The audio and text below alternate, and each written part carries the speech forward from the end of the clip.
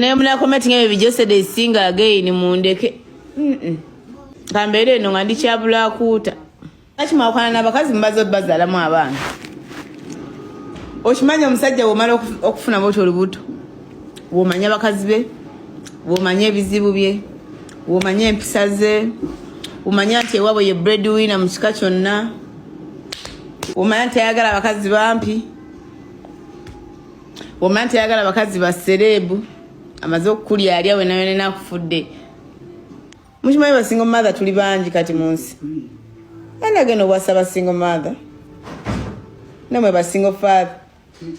Bana nze saga ya dala single father. Nze nazala ko ne saga ya musajja yazala ko.